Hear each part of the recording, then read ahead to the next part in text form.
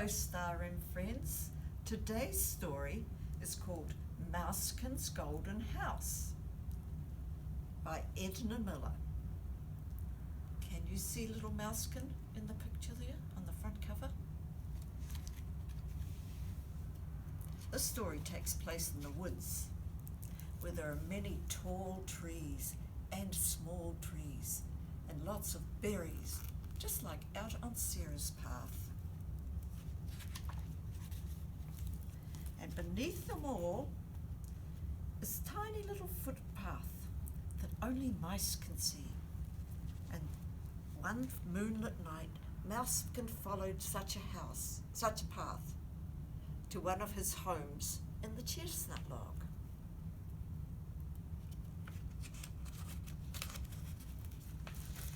But right in the middle of the path, Mousekin saw something he had never seen before. He hid behind the log because he thought it was dangerous. Do you think it's dangerous? Well, Mousekin had never seen a jack-o'-lantern, and he wriggled his nose furiously at the strange pumpkin smell. And he was so excited, he drummed his tiny feet on the log. Maybe you can drum your fingers and listen to that. But he was so interested in looking at this strange new house that he forgot to watch for danger. And suddenly, an owl swooped down. Oh, Mousekin was so surprised, he jumped into the pumpkin to get away from the owl. Whoop, he had to try and do a different hole. There it is. Well, there he is, just jumping in. He looked around, and then he could see the owl up on the top of a tree, looking down, feeling a bit mad that he'd missed the mouse.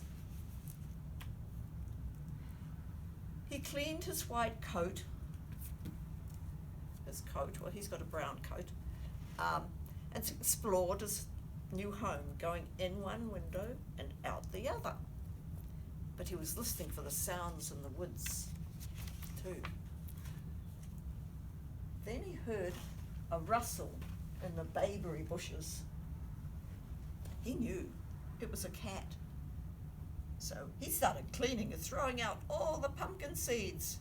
Well, the cat was so surprised, he just turned around and went again, because he'd never seen such a terrible face before.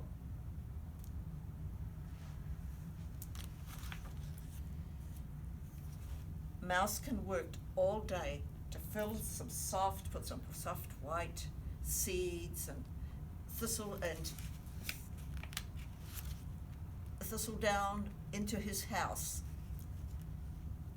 And while he was busy, a box turtle came strolling by. He wasn't looking up or down until he saw the pumpkin. Well, he turned away too and went that way. It was the scariest thing he'd ever seen. Most of the birds had already gone for the winter, except for the Phoebe bird. She stood on a tall branch and said, "Little Mousekin, come away with me. This house will never do. The wind will blow, the snow will snow, and chill you through and through."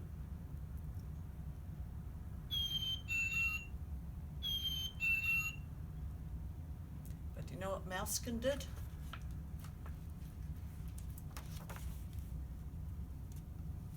Mousekin said a soft goodbye and went into his house.